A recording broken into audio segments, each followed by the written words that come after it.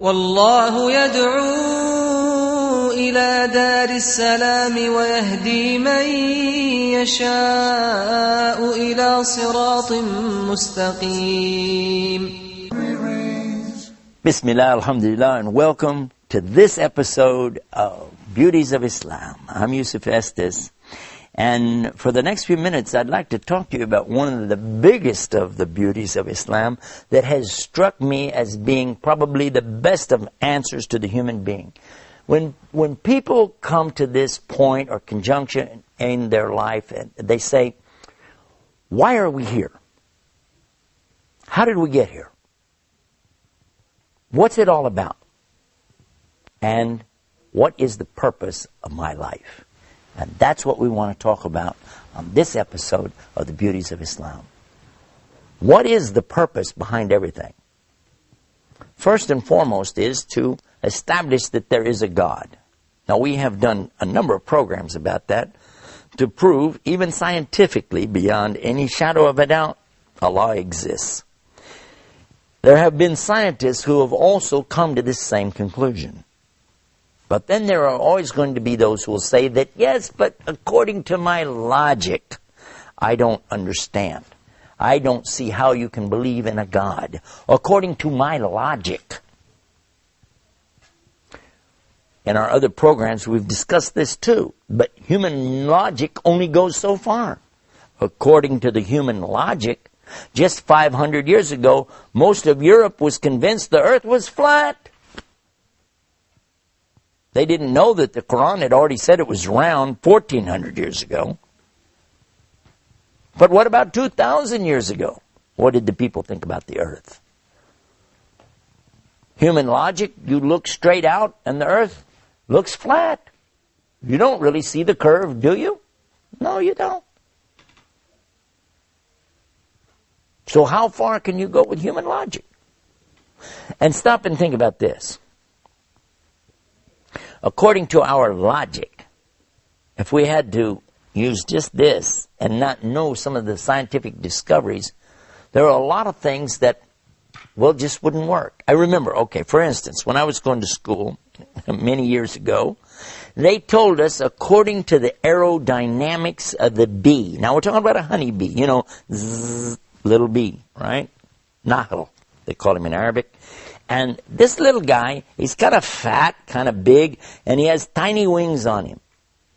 And they said, according to their logic, according to the aerodynamics that they understood of flight, the bee can't fly. I said, the bee can't fly. I was a little boy. I was thinking, the bee can't fly according to your books, according to your teaching, according to your aerodynamic design. A bee can't fly. I said, it's a good thing the bee can't read, because if he read the book and found out he couldn't fly, he'd have to walk to all of the flowers. Human logic? Human logic is nothing more than a reflection of the current mode of thought of the day. People at the time of Plato and Socrates and the great thinkers of old also thought that they knew everything there was to know about everything. But if you want to insist on human logic, I will allow that in our conversation simply because it's logical. And at the same time, I'm going to ask you a question. Who was it, in fact, in the very beginning that came out with this concept of logic anyway? Human logic, the brain, the way we rationalize things, the way we understand things came about from who? The very people I just mentioned. Socrates, Plato, those thinkers. And guess what? You want to accept that? Do you accept it? Yes, they came out. They were the great thinkers. They were the great theologians. Good. Did you know that each and every one of them came to the conclusion there is God? So you want to talk about that? Well, they said it. The people that you're thinking are so great, so brainy, so brilliant, according to their rules of testable evidence, God exists. Then what are you going to say now? So it wouldn't be logical now for you to deny that, would it? If you're going to say I use logic, well, logic says God exists. Now what are you going to say? I recall that there was an incident of a professor who insisted to his students, there's no God. He kept saying, there's no God, there's no God. And when they said, why? Because most of them, they believed. Some were Jewish, some were Christian, some were Muslims. He said, if I don't see it, if I don't hear it, if I can't feel it, if I can't taste it, if I can't smell it, it doesn't exist. And if it doesn't exist, I don't believe in it. It's as simple as that. One of the students tried to argue with him about it. He was saying, well, God is something beyond that. You have to have faith. You have to believe. And he said, why? Why should I believe? How? The boy said, well, I don't know, but we just have to believe. He said, sit down. Another boy stood up and he said, listen, as Muslims, we believe, but we have proof at the same time. He said, proof? What proof do you have? He said, by knowing what God has done and what he's doing, we know he exists. He said, what? What are you talking about? He said, sir, can you see electricity? Well, no, but it still exists. Ah, true. Sir, he said, are you able to hear everything? He said, yes. He said, wait a minute. Aren't there sounds that some animals hear that we can't hear? Well, yes. Okay, now there's two things. One you can't see, one you can't hear, but you still believe in it, don't you? Well, yeah, but I have evidence. I have scientific evidence. Okay. Now I ask you another thing. Sir, is there such a thing as heat? He said, of course. Everybody knows there's heat. And we measure it as BTUs, British thermal units. He said, sir, is there such a thing as cold?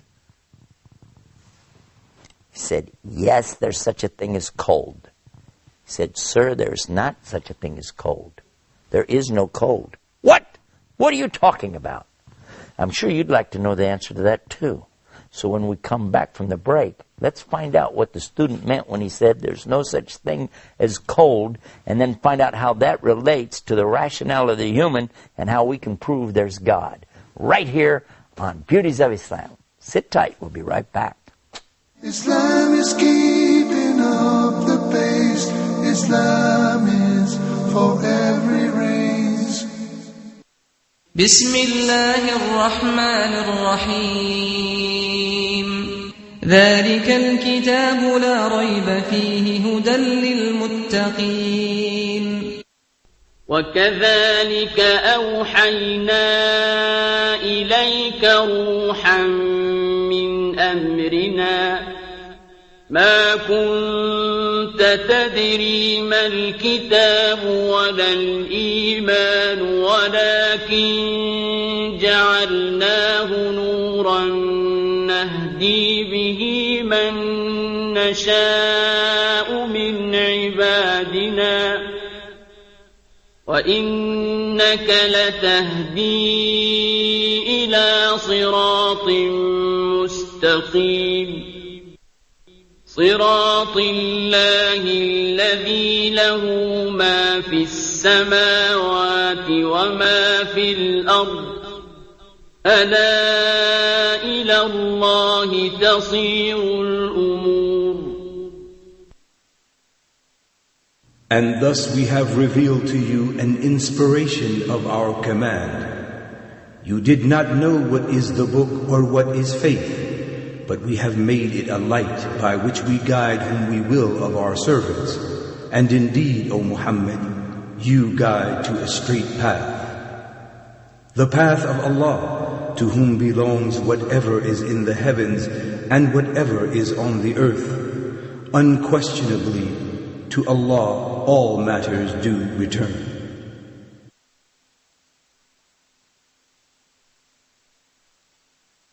Islam is keeping up the pace. Islam is for every race. Bismillah, alhamdulillah, we're back and you're watching the Beauties of Islam. When we went to the break, I was telling you a story about a professor and some of his students.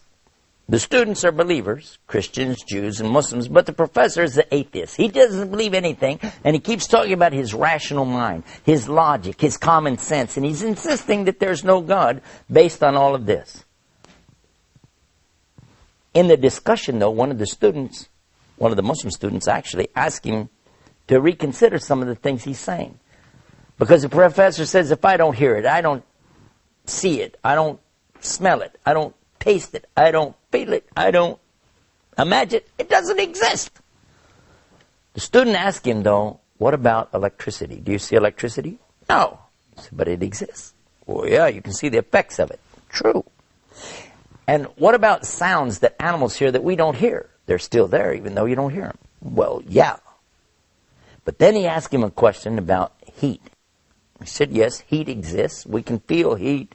And he said, what about cold? He said, of course there's cold. He said, hold on. Actually, there's no such thing as cold. What? And that's when the professor started to get really crazy. He said, are you nuts? Of course there's cold. Don't you know what it is to be cold? You go outside and it's cold outside and you... He said, sir, that's a concept that we have of our feelings, of our skin temperature. But in fact, there's no such thing as cold. There is only the existence of heat. Because there's an absolute for cold, 452 degrees Kelvin. And below that, there isn't anything colder. That's absolute. From that, we add to it and go up degree by degree by degree until you get as hot as you want to go. And you can have heat, mega heat, and it can go on and on. But there's no such thing as cold. Heat or the absence of heat. Professor doesn't say a word. When the student said, sir, is there such a thing as light? He said, are you crazy? Of course there's light. Look around you. How do you see me right now if you don't know about light? He said, you're right, sir. There is light. Is there such a thing as darkness? He said, where are you going with this? Why are you wasting my time? Of course there's darkness. He said, no, there's not. What? If you turn off all the lights and the sun's not up, you're going to be in the dark, yes or no? Sir, there actually is no such thing as darkness. There is light.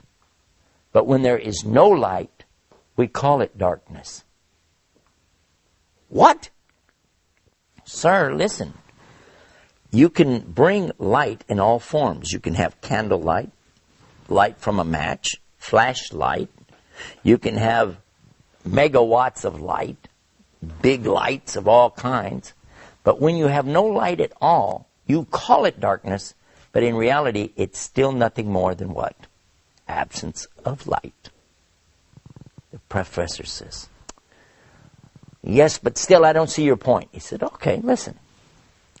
You're saying because you don't see something, you don't hear it, you don't smell it, you don't taste it, you don't feel it, you don't imagine it, it doesn't exist. He said, that's right, and that's what I believe, and now I'm always going to believe that. I said, okay. Sir, has anybody ever seen your brain? Heard your brain? Smelled your brain? Tasted your brain? Or felt your brain? No, of course not. He said, then, sir, according to your own rules of testable evidence, you don't have a brain.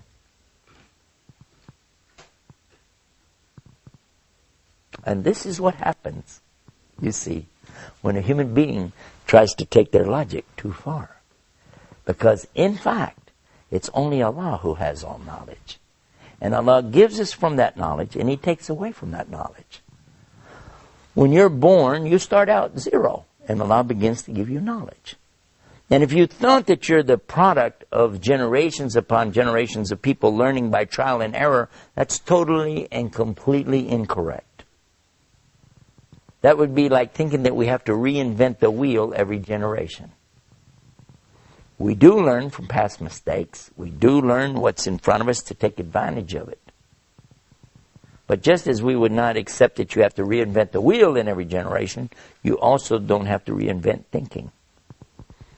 There's so much more about this subject. We've got a website all about this. And on the website, you can watch scientists, 9 different scientists who were exposed to the teachings of Islam. They understood the Quran and then applied these teachings to their own particular disciplines of science. And they each one concluded, just as the great philosophers of logic did centuries ago, there must be a God. And you can see those videos on our website at beautiesofislam.com. Until next time, peace. Peace be upon you. Assalamu alaikum. Islam is peace.